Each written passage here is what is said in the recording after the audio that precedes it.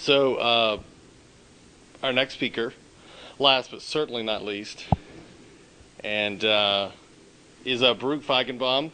Who's Assistant Director of Transportation Policy at Reason Foundation, and has a diverse background researching and implementing transportation issues, including public-private partnerships, highways, transit, high-speed rail, ports, intelligent transportation systems, land use, and local policy making.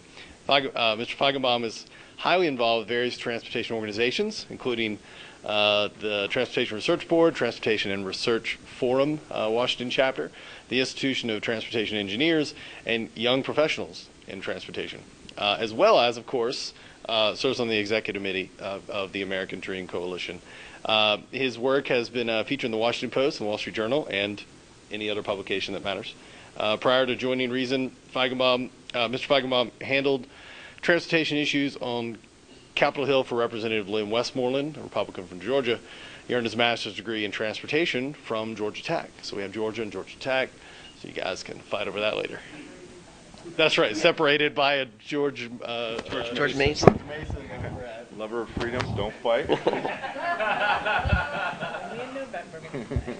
Yeah, no, well, thanks very much, Butch. And this is, I'm glad to be giving this presentation. This basically stems in part from a paper that I had written a few years ago that I've since updated.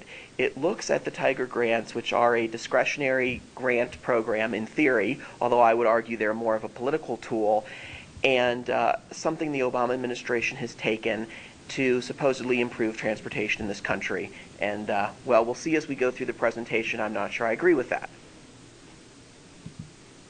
Oops, okay. Oh, gotcha. All right. As you can see, I might be from Georgia Tech, but I don't understand the fine points of technology. So, all right, so first a little bit of an outline. I'm going to talk about formula funding versus discretionary funding, what the Tiger Grants are, why we did them, or why the administration did them. I'll go through some sample projects, list some of my issues with the grants, and then some recommendations to improve them. So, I first want to talk a little bit about formula funding versus discretionary funding. Now, your typical projects in the U.S. that are paid for by the federal government for transportation are what we call formula funding. The House and the Senate get together and they decide in these big transportation bills, such as MAP 21, which has been mentioned before, the latest one, how they're going to divide this funding. So, in theory, it's about giving a equal share to places based on how much they need it.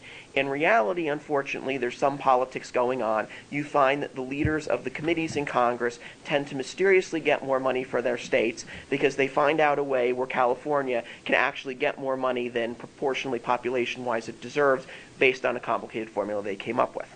So the other issues is you've got less selection of the individual projects and a rather blunt mechanism. There's really no way of selecting projects here.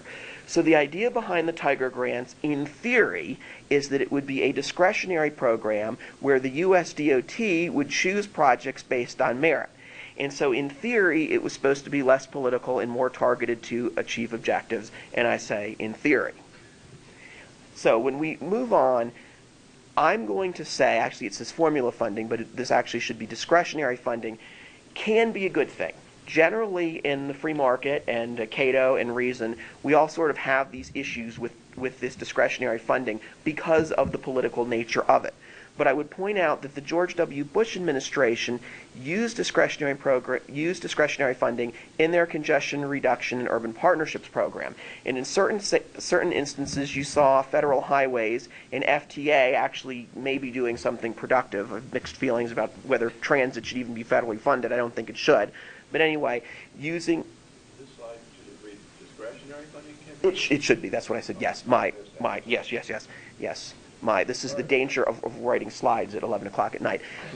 So anyway, and we saw some of these projects in Atlanta, Chicago, Denver, LA, Miami, and Minneapolis.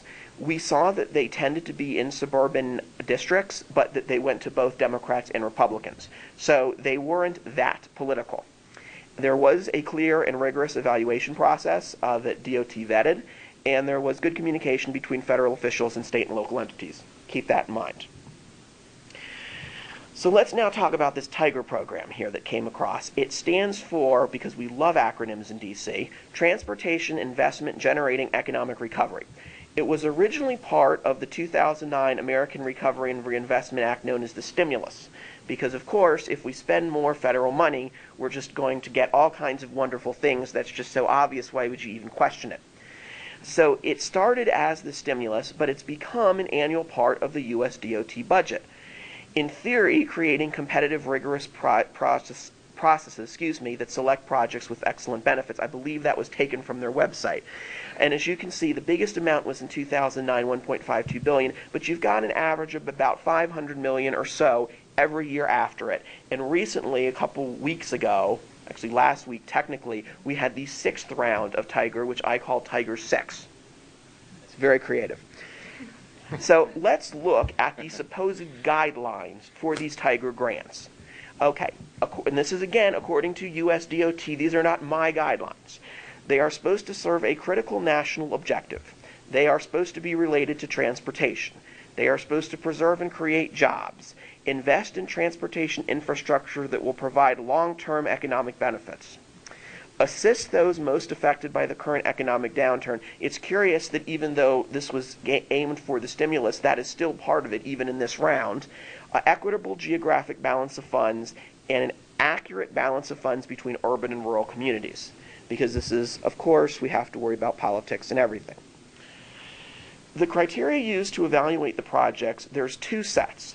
The main set, which are called long-term outcomes, are the state of good repair, economic competitiveness, livability, sustainability, safety, job creation, economic stimulus, and what they call secondary criteria, which I would say are not necessarily all that secondary, in innovation and partnership. So the US DOT also came up with some more factors, which I'm going to call tertiary, including project schedule, environmental approvals, legislative approvals, state and local planning, technical feasibility, and financial feasibility. So by now we've got this whole list of things that has to be taken into consideration. And sometimes when you come up with all of these different metrics, it's hard to really take any of them seriously. So a little bit about how this application process works. US DOT will advertise this in the Federal Register, which is a very big, boring publication of all kinds of things you don't want to know about. The applicant, which can be a city, a state, a county government, a transit agency, all kinds of applicants, will fill out the grant forms that show how the project is going to meet these goals and all kinds of other interesting things. You have several teams here, an evaluation team, which provides the initial review of the projects individually and then as a group, a calibration and control team, which looks at some of the rejected projects from the evaluation team and advances some of those. So basically, the calibration and control team takes some of the projects that were already rated as bad and says, no, we think they might actually be okay, and sends them along. The review team looks at both of these projects and then decides which ones they're going to fund. And in theory, the Secretary of Transportation could decide to do something totally different, although I guess maybe to his credit he hasn't. So I want to show you a few of these wonderful projects from TIGER 6 to show you what great things we are funding. I actually started, the first one is pretty good, and we're going to work our way along until we get to number 6, which is just wonderful. This is the Sarah Mildred Long Bridge. It's a new bridge, US 1 bypass, a part of a 3-bridge system that connects Maine and New Hampshire with I-95. The TIGER grant was for $25 million, and the total bridge cost is for $158.5 million. And so you see that's about 1/6 of the total project. And one of the whole things when we bring up this partnership is DOT wants local agencies and local officials to spend their own money, which is good. We want actually to encourage local officials to spend their own money. And so if it's a relatively small share, that's good. I would also argue this is clearly a national project because you've got traffic going on an interstate and major system between 2 states. So this is a good project. This is a picture of the old bridge in case you're curious. Next, let's talk about a transit project. Oh yes, this is a good one.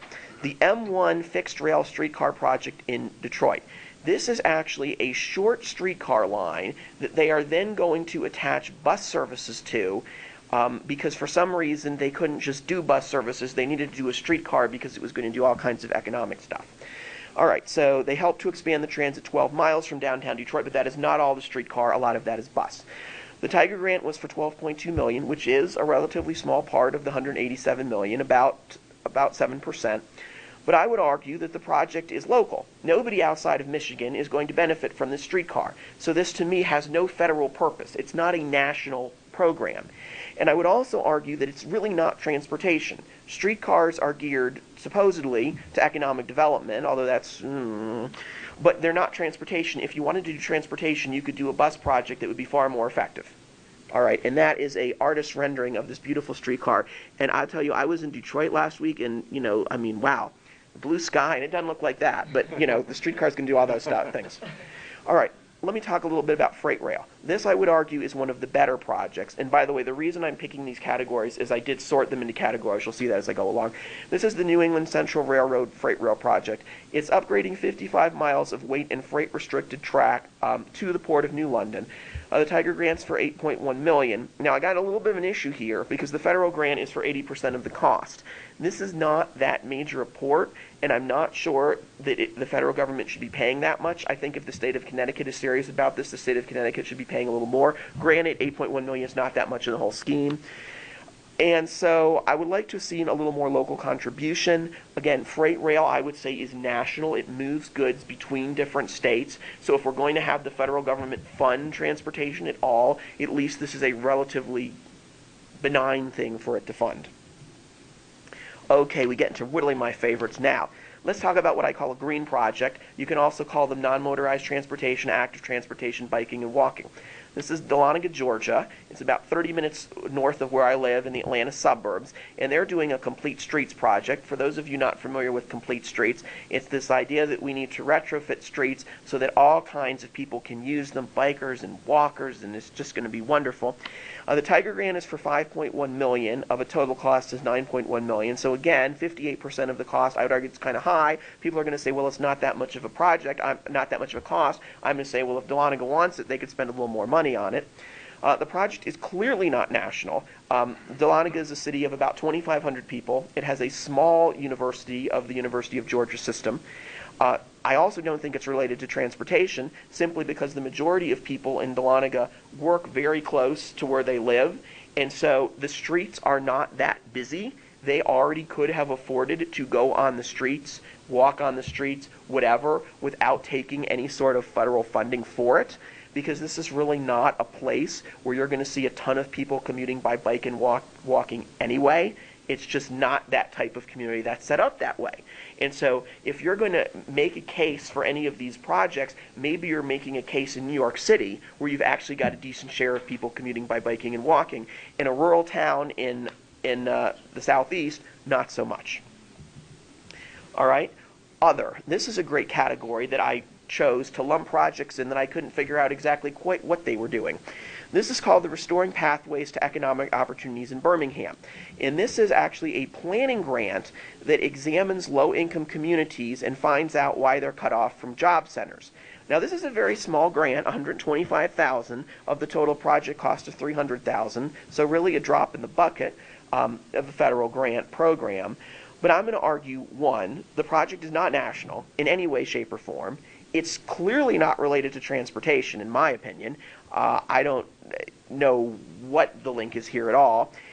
I'm sympathetic to the issue in the South because I've lived there enough to see some of these poor neighborhoods and how they're treated, and it is an issue. But if there is a federal purpose for this, and I'm not convinced there is, you would actually fund it through HUD, not through transportation. And lastly, my absolute favorite, the Champaign-Urbana Multimodal Corridor Enhancement. This is a project to retrofit, put on bus-only lanes, bike lanes, and other services that will enhance mobility for senior citizens and persons with disabilities, and protect farmland, because of course we're running out of farmland in this country. Yes, I know you all know that. So the total grant is for $15.7 million. The project cost is $34.8 million. This is a more expensive project. The grant is for only 40% of the cost.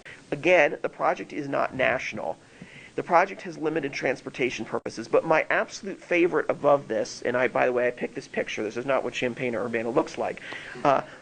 is that according to the grant, they're going to build these bike lanes for senior citizens with disabilities. Because if you've seen senior citizens with disabilities, I had one in front of me on the plane out here, and she needed a wheelchair to get around. There is nothing like a bike lane to improve transportation for senior citizens with disabilities. This is a picture I came up with. Yes, but I mean, this is seriously what they put on the grant, and federal DOT funded this. Okay, all right. So let me tell you about some of my issues that I've not already mentioned with these Tiger Grant Awards. First of all, we have this vague metrics. When the Bush administration did this their discretionary grant program, there were rigorous metrics. Here, they've got metrics like livability. Now, most of you at this conference, I know, sort of hate this idea anyway. But if they're going to actually do livability, I actually had a course from a professor, very liberal, who actually came up with metrics for livability. There actually is a way to measure it. But see, the Obama administration, in my opinion, is not really interested in measuring it. They just want to give it to whatever they feel is livability, which who knows what that is. So instead of their definition, which is significantly enhanced user mobility through the creation of more convenient transportation options, whatever exactly that means, I said provide missing links that reduce travel time by an average of 5 minutes. So you actually have something you can measure. Another of these vague metrics is this economic competitiveness issue. And I have all kinds of problems with these claims that if you build transportation programs, you're going to get economic development. But I want to cite one from my area of Atlanta. This was actually the largest grant in the Tiger II, so going back a few years. When they submitted this grant, the DOT asked them to submit it in what's called job years. Job years is the number of years that are going to be spent on this project. So I might run over. I'll do my best. So if, in theory, if you have 5 jobs and they each last 5 years, that's 25 job years. So they are claiming that they're going to have, I guess it was 20 jobs for 20 years. I don't know how it's going to cost 20 years to build a streetcar. I don't even want to know. But okay, so in theory, that would be 4,000 years. But instead, on the application, they said 4,000 jobs, when it was really only 467 temporary jobs. And amazingly, nobody caught this error. And when the DOT press people actually got a hold of this, they claimed it was going to be 4,000 jobs, not 4,000 job years. I'm hoping that internally DOT actually realized this and it was just an error of their communications folks, but you've really got to wonder here if everyone's really on the same page. And I would also point out I don't know how they arrived at these calculations. Okay, confusing review process. So I've already mentioned this a little bit. What you have here is a control and calibration process. And so the control and calibration team is basically supposed to review these projects that were denied by the initial team and see what's going on. So most of these members of the control and calibration team, there's 3 members, and there are 3 political members. So already I don't like this because we don't have career members who are actually vested in it. We've got political people doing what they want to do. We have no explanation of how the team ranks projects, which is a continuing issue. The review team, which is the final team that decides it, they're all political appointees. I would suggest that a better solution would be half political and half career. I'd like all career, but that's never going to happen. And the really interesting thing was in Tiger 1, the projects, the initial evaluation team, submitted a bunch of highly recommended projects. Then the control and calibration team submitted a bunch of not so highly recommended projects. And at the end, 26 of the 51 projects that were funded were highly recommended. The next 25 were recommended, which is the next lowest down. And to give you the next level after recommended, it's not recommended. So it's not like A, B, C. It's kind of like ACF. So we're sort of advancing C projects. And the control and calibration team project received lower ratings than the evaluation team, yet 23% of the evaluation team, that means the first team that is made up of people who actually, I would posit, know what they're doing, receive funding, yet 50% of the control and calibration team projects receive funded. In other words, more of the bad projects were funded, even by their own review metrics. Okay, poor documentation. This has been a long-standing issue here. when the review teams would have these meetings to determine which projects they were funding, there was very little written notes. There was scratch notes, and they were often undesirable and very hard to figure out what was going on.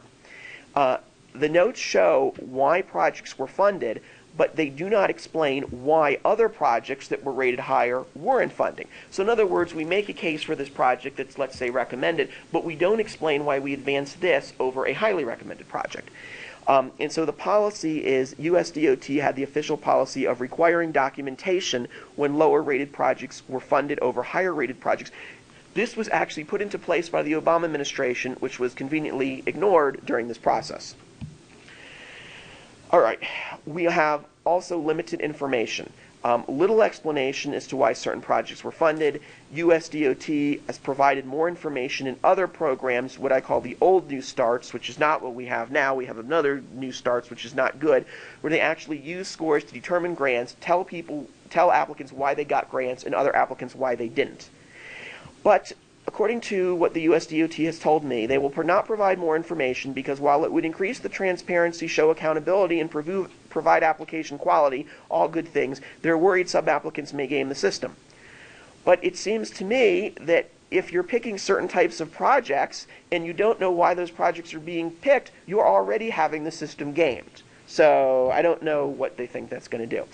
Let me quickly try to run through these slides. There'll probably be a few more minutes. I'm sorry here. I'm taking my time. The issue with the Tiger Grant Awards, another one, not surprisingly, Democratic congressional districts receive more funding.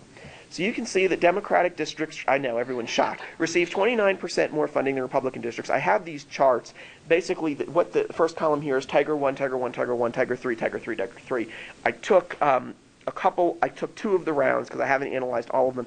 You can see despite, I don't want to go over the chart, but despite the number of projects, Democrats were getting more, even in the third round of grants when Republicans had a big lead in the House. Democrats still had a slight majority in the Senate, but Republicans had a big lead in the House. And so my question is, why are they getting more funding? There's lots of theories, such as, well, the Democratic districts are applying for more funding. We didn't find that true at all. Well, people there like stimulus funding more. Maybe true. We didn't find that did anything. So here's my little ranking here of who's in control, Democrat, Republican, just to show you that, in fact, there were far more Republicans in the 2011 House. And another thing here we find is that the committees that deal with transportation, such as T&I and EPW in the Senate, miraculously, their members, both Democrats and Republicans, get a lot more funding for their districts. I'm not going to say this has never happened before. It's a long-standing problem, but it seems to be even worse in Tiger than it is in the regular formula funding process. Okay. Last issue with the Tiger Grant Awards, national priorities. The stated goal is to meet critical national objectives, but the award process seems to me to favor certain modes, like walking and biking, above all else, and I would argue that these modes are not national and should not be funded. If the federal government is going to be in the transportation business, it certainly shouldn't be that part of the business. And so again, you can see the amount going to projects and such a large amount going to transit projects. How interesting. Let's see. Few other issues here. Tiger grants are geared toward environmental or economic development goals. That's not transportation. A non-motorized project, which is less than 3 miles in length, is certainly not a national project. We also love to fund these multimodal transit hubs that have economic development, and oftentimes the modes are transit and walking. Again, those might be great modes, but they're not national in focus. Other issues. Let's see. In the first round of Tiger grants, you basically had port experts and transit experts and railroad experts, all kinds of experts reviewing highway projects. You had these mixed teams, which really doesn't make sense because if you're in the federal administration or you're in the career civil servant, you spend your time in one mode. You know one mode. You don't know the other modes. To their credit, they did fix that. We also have this unwritten rule to include as much local funding as possible, which I guess is a good rule, but it would be nice if they actually told applicants that's what they were doing. And the realistic deadlines, the deadlines to get these grants are very tight. By the way, this is not only what I found. Nonprofit people found, nonpartisan people found it too. The General Accountability Office. You can see what they said about poor documentation, no internal documentation, poor communication. Disclosing more communications would make it better. Evaluation criteria does not appear to be rigorous. No consultation with Congress. Eno Foundation, which is more of a central foundation, we don't always agree with. They are not a user pay. Said unhelpful. The shovel-ready stuff, which is still part of it, unhelpful. A lack of information, a lack of transparency, a lack of officials. The political people actually don't know transportation. I know that's shocking to you. They might not, but really they don't. So we came up with these 10 recommendations to improve the process. This is my third from final slide, I promise. Decrease the number of review metrics, increase the quality and quantity of documentation, improve the communication of the process, eliminate the control and calibration team, because I'm not sure what it does, maintain the political balance between Democrat and Republican districts, fund programs in the national interest, show more flexibility in geographic requirements, reduce guaranteed funding to rural districts, because if they don't need transportation projects, I'm arguing we shouldn't give it to them. I understand political, but really. Eliminate these modal requirements, because I don't know why a national program is funding local transit. Create an accurate system for determining economic benefits. All of these go with the complaints that we found and these other agencies found. And the administration, as I said, one more slide, did make some small changes between Tiger 1 and Tiger 2. I mentioned how they had those modes, how you had the transit and port modes reviewing the highway projects. To their credit, they did get that right. And they did give information on how to conduct a cost-benefit analysis, because that is part of the project, although I can tell you that the cost-benefit analysis they receive are lousy. And, I don't know that this information has really helped it, but I give them credit for trying. So, the administration did not make any of these other changes we recommended. I know this is shocking to you, which is why I am suggesting that we need to get rid of Tiger. Because if the administration actually wants a discretionary grant program, I am suggesting they need to take it seriously. But they don't.